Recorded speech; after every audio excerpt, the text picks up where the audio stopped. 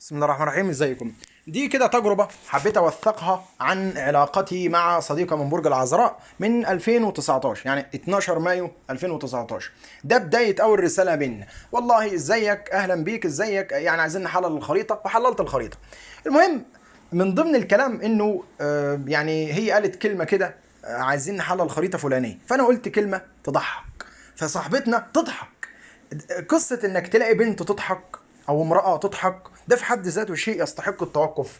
لانه في فترات كده تلاقي ان البشر كئيبين بزيادة، والبشر ما بيحبوش الهزار او المزح، او بياخدوا وقت عقبال ما يضحكوا، بياخدوا وقت عقبال ما يهزروا. صراحة معروف ان العذراء برج ما بيضحكش، لكن ممكن هي عندها القمر في الدلو شويه خلاها هي اللي تضحك او تهزر. ده حقيقه، احنا ما ينفعش نقول ان دي عذراء ونوصف شخصيه العذراء طول الوقت. يعني احنا ما ينفعش نقول انه ده الصديقه من برج العذراء بس، يبقى انت كده ما بتعرفش تحلل الخرائط، او انت كده غفلت عن جزء مهم في شخصيتها. يعني انا اتعجب من التركيبه دي بصراحه. يعني انا كمحمد اول مره اشوف تركيبه بهذا الشكل، تركيبه انه شمس ترابيه مع قمر هوائي مع طالع ناري. يعني حاجات كومباينيشن مختلف من مكونات مختلفة، من حاجات مختلفة، تطلع لك شخصية كده غريبة.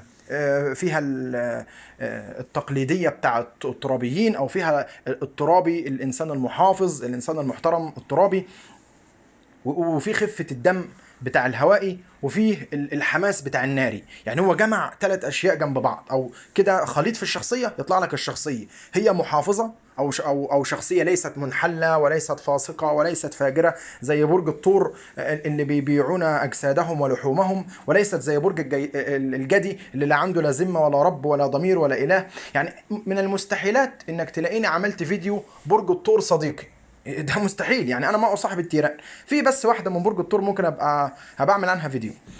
ولكن مش عشان هي طور، عشان في كواكب هوائيه في الخريطه. فهنا العذراء كبرج، العذراء يعتبر اخف الابراج الترابيه شر. يعني العذراء مش استغلالي زي الجدي، ومش حقير زي الطور. الطور ده برج حقير حقير حقير.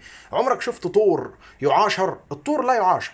برج الطور نفسه كبرج طور هو لا يعاشر. يعني ليه؟ لانه هو برج حقير. ايه كده، واحد مادي، برج متخلف، برج غبي، برج ما عندوش رأي، لا ولا عنده فكر، ولا عنده مدرسة، ولا عنده نقاش، ولا يعني برج توكل وتشرب وتنام زيه زي الجاموسة بالظبط. ما يفرق عن الجاموسة في شيء.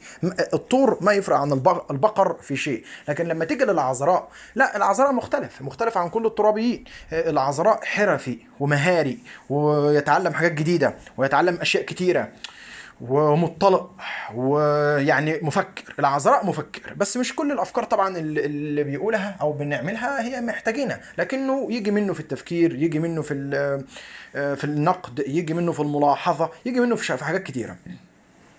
فحقيقه انك تلاقي شخصيه تفكر، خاصه ان مجالي انا في الفلك هو مجال كله تفكير وتحليل وتحقيق وتدقيق، فالعذراء يناسب شخصية تحليل الخرائط، ويناسب ان انت تتعرف عليه في مجالك. يعني انا في مجالي انا يناسبني ان اتعرف على جوزاء او عذراء، او ناس تفكر، ناس عندها مخ، ناس عندها قدرة على التفكير، ناس عندها قدرة على التحليل، ناس ذكية. يعني أنا أبهر وأعجب بالأشخاص اللي بتفكر تفكير صح.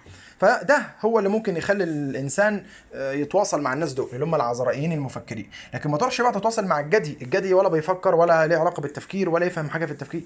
الجدي ده عايز يدير شركه، ولا عايز يدير سلسلة محلات، ولا سلسلة مطاعم، ولا عايز يأسس دولة وينهبها ويسرقها ويحطها في جيوبه. الجدي ولا بيفكر ولا له علاقة بالتفكير. عمرك شفت جدي بيفكر؟ انا معاك اهو. عمرك سمعت عن حاجة اسمها برج الجدي بيفكر؟ ولا ليه اي علاقة بالتفكير خالص. ده واحد عايز يدير بس، يمسك الحكم، يمسك الرئاسة، ويمشي الدنيا، ويجيب الناس يشغلهم تحت منه ويستعبدهم، ويطلع ديك ابوهم، وياخد فلوسهم وينهبهم، ويسرق قوت يومهم، ويسرق عرق جبينهم وبس. فانك تلاقي العذراء برج شويه مفضل عندي عن الثور والجدي. دي كده فيما يخص العذراء كعذراء نفسه. قمر الدلو ممكن هو ده اللي خلانا بصراحة نلتقي كتير، يعني نلتقي كفكريا. قمر الدلو له الردود الساخرة. قمر الدلو له المنطق الغير تقليدي، الردود الفعل غير التلقائيه، شويه قمر الدلو بيطلع منه نهفات، يطلع منه حاجات غير محسوبه. فممكن قمر الدلو ده ليه دور كبير جدا في تكوين شخصيه الانسان. لكن العذراء نفسه كعذراء كبرج هو مش من الابراج التي تطاق وتصاحب لفتره طويله، الا بس في ان هو محافظ، الا ان هو بس ملتزم، الا ان هو صادق، الا ان هو المفروض ان العذراء صادق، او يعني مش من الابراج اللي بتكذب، او توفي بوعوده، واذا وعدك شيء يوفي، وده حلو يحسب للعذراء. ان انا محتاج شخص اذا وعد صدق في وعده، واذا شخص الزمك بشيء يوفي بالالتزام. فانك تلاقي شخص يوفي بالتزاماته ميزه، انك تلاقي شخص يفكر ويحلل ميزه، انك تلاقي شخص يعني محافظ، مش منفتح طول الوقت، ولا عامل زي العيال المتخلفين اللي هم ادالوا العيال اللي هم مره يلحد، مره يكفر، مره يؤمن، مره يخلع الحجاب، مره يلبس الحجاب، مره مش عارف ايه.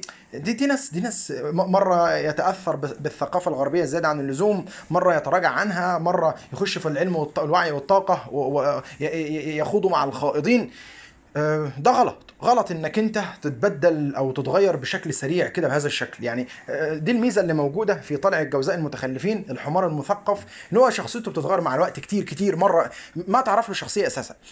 فهنا انا اشوف انه البنت دي لعب في شخصيتها، او لعب في تكوين شخصيتها قمر الدلو كتير. قمر الدلو عدل من زناخه العذراء، ظبط العذراء، خلى العذراء هو عذراء بيسأل ويستفسر ويحلل ويحقق ويدقق، ولكنه ردات فعله منطقية، يمنطق الأمور، أو ردات فعله موضوعية، إنه أنا لا أشخصنها، أو إنه مثلا أشوف الجدوى منها، أو أشوف التأثير، أو زي ما في جانب ترابي زي ما في جانب هوائي.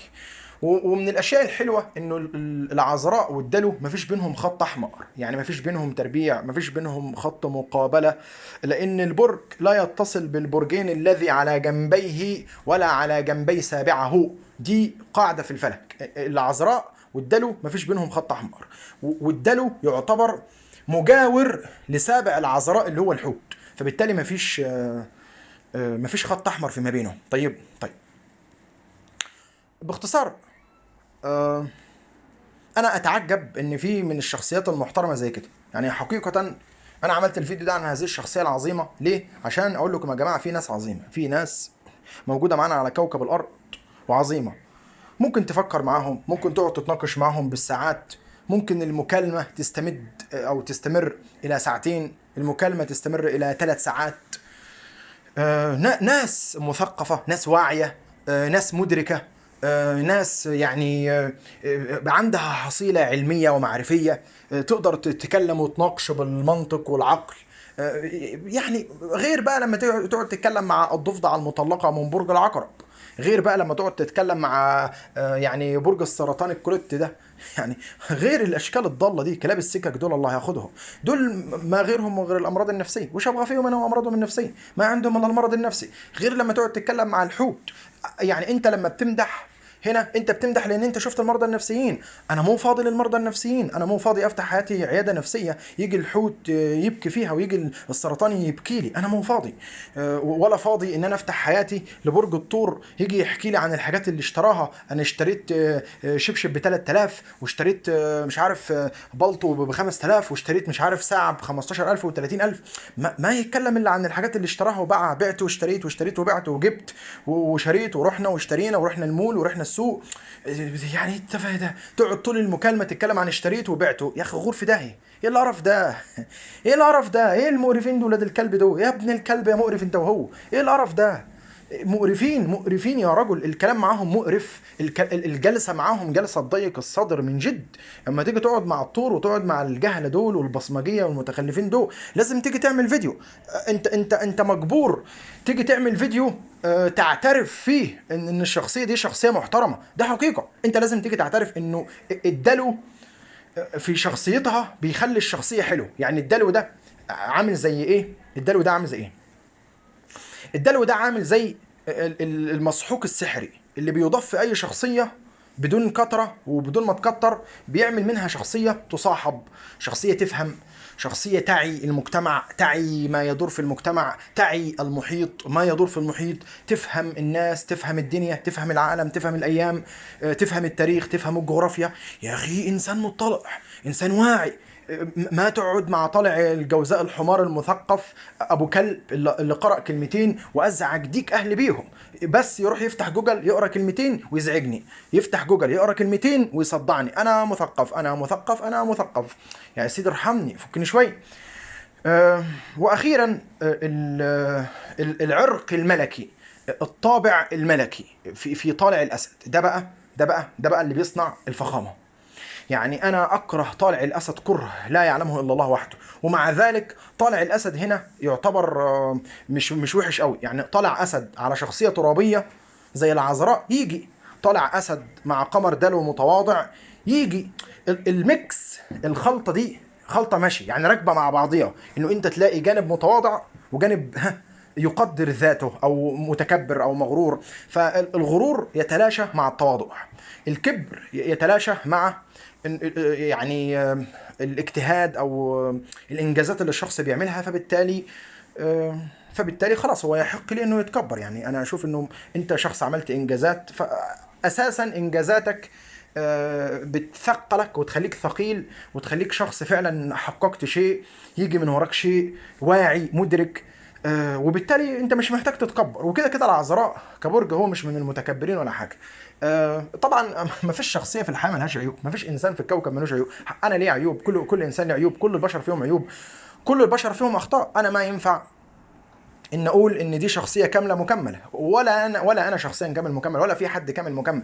لكن يا اخي نفتقد الناس اللي بتفهم في كوكب الارض. انا كمحمد افتقد وافتقر الى الناس اللي بتفهم. انا تعبت من البقر يا اخي، تعبت من الاغبياء، تعبت من البهم، تعبت من الغنم، تعبت يا اخي، جالي مر، اتمريت يا رجل، تعبت من المتخلفين، تعبت من الملاحده، تعبت من الفلاسفه، قرفت من المتفلسفين ولاد الكلب اللي بيجي يتفلسفوا ليل ونهار، زهقت من ديك ابو اللي نفضه. فخلاص بقى، انك تلاقي شخص بهذا الشكل تتناقش معه وتتحاور معه، انك تجد شخص يفهم اساسا، انك تجد شخص عنده الشفافيه زي ما بيقولوا او الموضوعيه او العقلانيه. ويا سلام بقى، من اهم المميزات اللي في الشخصيه دي ان سبحان الله شخصيه لا تحتوي ابدا على اي كواكب في برج الحوت، 0 كواكب في برج الحوت. انت فاهم؟ ده نعمه من الله، انت فاهم؟ نعمه من الله. 0 كواكب في برج القوس وبالتالي لا يوجد فلسفه، 0 كواكب في برج الجوزاء وبالتالي برضه لا يوجد الجيل والجأل.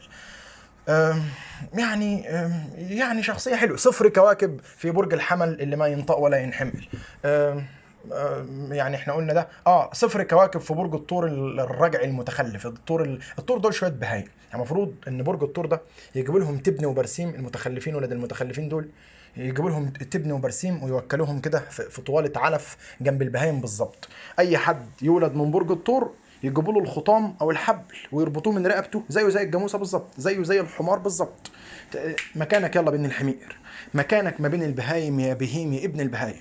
ده لا يناقش ولا يتكلم معه، ولا فكر ولا منطق ولا مدرسة فكرية ولا عقل ولا إدراك ولا أسلوب ولا ثقافة ولا علم ولا منطق ولا زفت ولا تاريخ ولا جغرافيا ولا إحاطة ولا ما فيش. أبيض يا ورد، أبيض يا ورد، أبيض. ما فيش بقى يقولك أنا رحت السوق اشتريت مخدة، رحت السوق اشتريت شبشب، رحت السوق اشتريت بنطلون. بس مخه حدود الإدراك وحدود المعرفة عند برج الثور انه اشترى ايه؟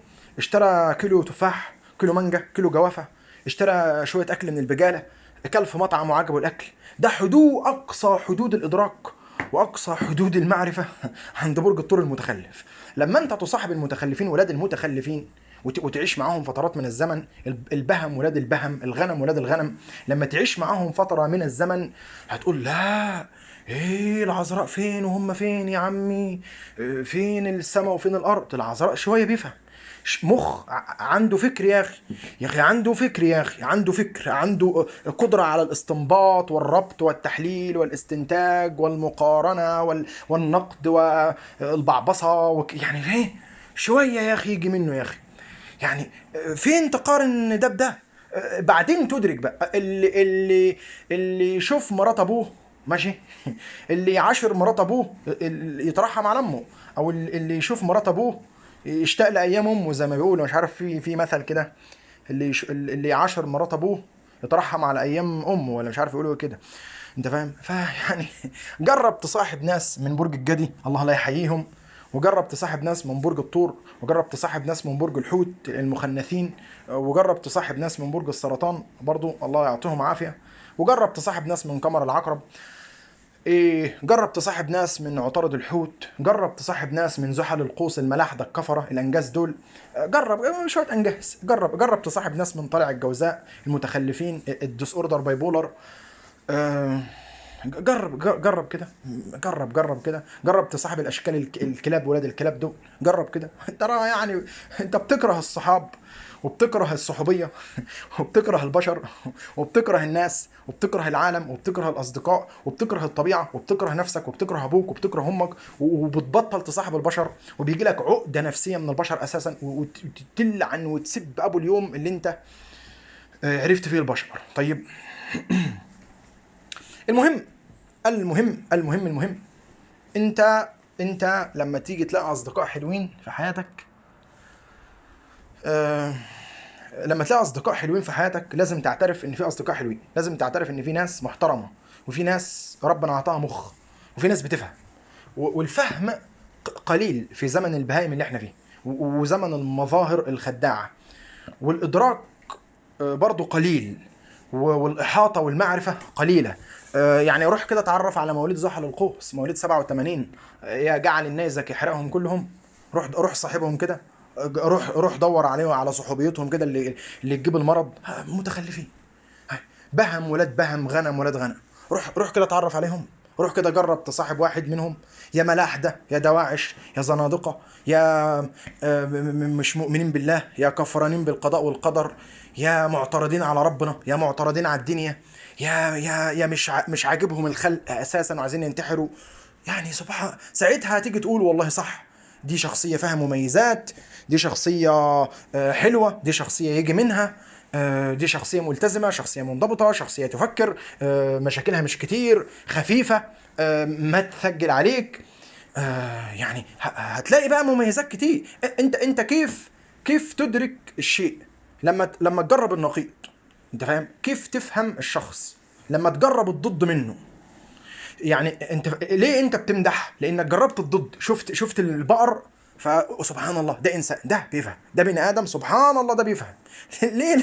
لانك شفت الحمير، لانك عاشرت الحمير من البشر، حمير يا ولد، حمير، بهم ابسط قواعد المنطق والادراك ما يعرفوها، ابسط الاشياء ما يعرفوها. طبعا هناك مميزات اخرى كثيره جدا، غير الثقافه، غير العلم، غير الادب، غير الدين، غير الاخلاق، غير حاجات كتيره، غير طولة البال. طبعا اكيد هي اتأدبت، يعني اكيد في تغيرات حصلت في حياتها طورتها، خلت شخصيتها اكتر نضج. احنا نفسنا كبشر بننضج مع الوقت، احنا نفسنا كبشر بنتطور، انا اتطور، هي تتطور، احنا نتطور، كلنا نتطور، كل الناس بتتطور ما عدا الترابيين والمائين المتخلفين ولاد المتخلفين، دول بهم، دول لا بيتطوروا ولا بيفهموا ولا اي شيء في الحياه، دول مكانهم زريبه البهايم، انت فاهم؟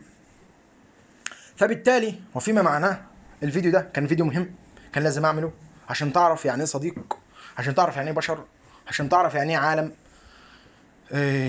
عشان تعرف يعني ايه ناس تتلاقى معاه فكريا، عشان تعرف يعني ايه في ناس عندها منطق، عشان تعرف يعني ايه في ناس القعده معاها لا تمل، عشان تعرف ان في ناس لديها منطق سليم، عندها دين، مو تكفر، مو تلحد، مو تخبط في القرآن، مو تروح تفسر القرآن على مزاجها، مو تقرأ كلمتين وتطلع تصرخ وتزعق بيهم.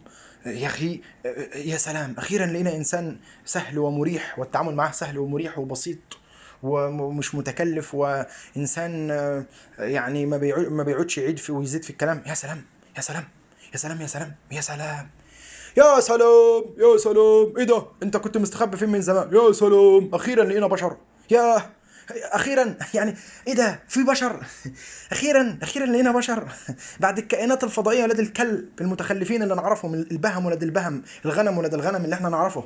اخيرا في بشر، اخيرا في ناس بتحس على دمها، ياه، اخيرا في ناس بتعبد الله، اخيرا في ناس لا تكفر بالله ويعني ومطمئنه، ومطمئن قلبه للايمان. ياه ياه ياه، ايه ده، ايه ده، مغارة علي بابا للكنوز. يعني انت فاهم؟ محتاج وقت علشان تستوعب انه انت لقيت شخص بيفهم، ان انت لقيت شخص يوعى، يفهم، يقرأ، يتثقف. ياه ياه، انا مش مصدق. انا اكيد في حلم. ياه، انسان فيه كل المميزات او كتير من المميزات. ياه، ده كان فين ده؟ انت فاهم؟ تحتاج وقت. يعني مثلا في فيديو انا عملته عن صديقتي الدلويه، برضه نفس النظام.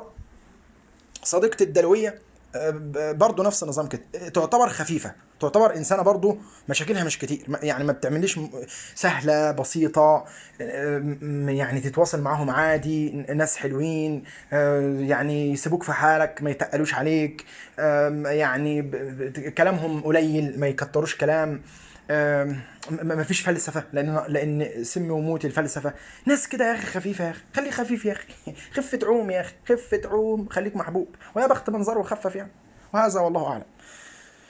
صراحه شخصيه فيها مميزات كتيره جدا لا تنتهي، لا تنتهي، لا تنتهي، ومميزات لا تقدر بثمن. يعني تعتبر جوهره في زمن البقر، وفي زمن البهايم، وفي زمن الجهله، وفي زمن البصمجيه، وفي زمن مدعين العلم والمعرفة، وفي زمن الناس اللي عايشين دور المثقف الواعي. يعني حقيقة، حقيقة يعني احنا نشكر الله على الناس المحترمة في حياتنا، ده حقيقة. انا اشكر الله على الناس المحترمة دي، بس ده اللي انا حبيت اقوله. غير كده انت بقى يعني الله يعينك، الله يعينك. وهحط لكم المثل بتاع اللي يشوف مرات ابوه مش عارف تصعب عليه ايه كده. هجيب لكم المثل ده احطه على الشاشة.